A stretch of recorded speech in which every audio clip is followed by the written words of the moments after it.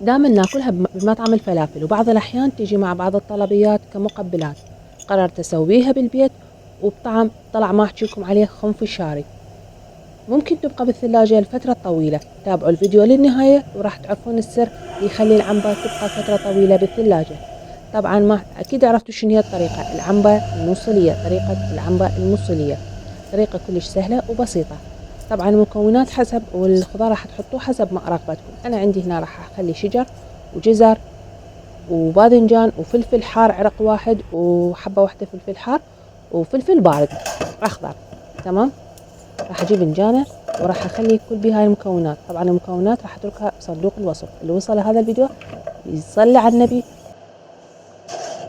هنا أول ما بديت أضيف ضفتها بالنجانة وكل الخضار اللي عندي. انتم ممكن تضيفون وياه قرنابيط، ما في أي مشكلة، بس أنا حبيت أكتفي بهذا الحد من الخضار. طبعا أول ما أجي أترسها ملح. تابعوا خطوة خطوة. أترسهن ملح، يعني هاي المكونات راح أضيف عليها ملعقتين كبار من الملح. تمام. قلبتها أول تقليبة، بعدها راح أضيف على الجهة الثانية ملح أيضا وأقلبها، وبعدها راح أفرك المكونات كلها بإيدي، أقلبها بإيدي بهذا الشكل.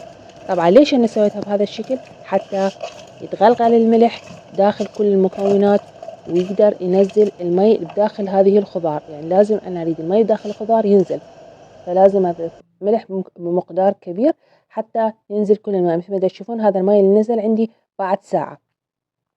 أجيب مصفي وأصفي كل هذا الخضار وأنتظر شوية إلى أن يتصفى أكثر وينزل كل الماء بيه. يعني مو مجرد إنه أنا حطيته بالمصفي وخلاص، لا، لازم أنتظر شوي. شوفوا ما ينزل بعد ما عنده أي ماء وأشيله. بعدها أجيب جدرية على النار، أخلي بيها مقدار ملعقتين أو 3 كبار من الزيت. طبعا هنا استخدمت زيت زيتون. بديت أضيف الخضار اللي عندي. طبعا أظل أقلب بيها بهذا الشكل. شوفوا الزيت موجود مبين كلش كثير. أبدي أقلب بيها إلى أن تذبل. أقلب بيها وأعوفها، ما غطي الجدرية نهائي، ما غطيها حتى يتبخر. إذا عندي ما يتبخر ويذبل بنفس الوقت. بعد ما ذبلت المكونات كلها عندي راح أضيف الخل. الخل هنا هو خل التمر. طبعا المفروض مني إنه أنا أضيف ملعقتين كوبين من خل التمر. تمام. أو جلاسين من خل التمر، يعني يغطي العنبة، ولكن هنا المفروض يغطيها بأكثر من عقدين من الإصبع. ليش؟ لأن أنا المفروض جلاس راح يتبخر لما تستوي كل الخضار، وجلاس الثاني راح يبقى ويا المكونات. راح تشوفون ليش يبقى. هنا ضفت أيضا عندي رشة ملح ورشة شكر يعني هيك بسن الملعقة من الحامض، يعني رشة صغيرونة من الحامض، حامضنا مندوزي. تمام. وفلفل أسود. هاي هي المقادير أو المكونات اللي راح أضيفها فقط عليه. تمام. وأبدي أخبط المكونات مع بعض وأذوقها إذا يحتاج لها ملح أو أي شيء. ما يحتاج لها كل شيء، طعم كلش طبيعي. الحمد لله. هنا بعد ما فار وامتصت كل المي بها الخل، المفروض إنه أنا ضايفة جلاسين مثل ما قلت حتى يبقى جلاس وياها، لكن أنا ضفت فقط جلاس مي. تمام. ماكو مشكلة، ما عندنا أي مشكلة. حتى لو تبخر كلها راح أضيف العنبة مثل ما تشوفون، أرشها على كافة المكونات بهذا الشكل. حوالي ملعقتين كبار من العنبة مثل ما تشوفون شلون ضفتها بهذا الشكل.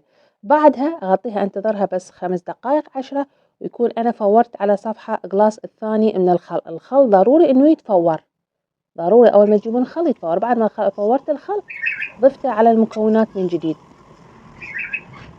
وغطيته وعفته. وبعد ما جيت ورا ساعة هاي النتيجة مال العنبة. طبعا الطعم ما احكيكم عليه كلش طيب. هنا انا السر اللي يخلي العنبة تبقى فترة طويلة بالثلاجة انه انا ما ضفت ولا مي، وكل المي اللي بيها بخرته ونزل من عنده ايضا اللي تبخر بالطبخ واللي نزل لما حطيت له الملح، فلهذا ماكو اي ماء، اذا ما راح تعفن ولا راح يصير عليها اي شيء، فممكن تبقى فترة طويلة بالثلاجة. فضلا وليس امر الاشتراك بالقناة وتفعيل زر الجرس ليصلكم كل جديد. لا تنسون شير واشتراك بالقناة. هذا طريقة أتمنى تعجبكم وتنال رضاكم، وقولوا لي أنتم من أي بلد تتابعوني، ويا رب أكون عند حسن ظنكم واشتراككم بالقناة. شكرا لكم وإلى اللقاء.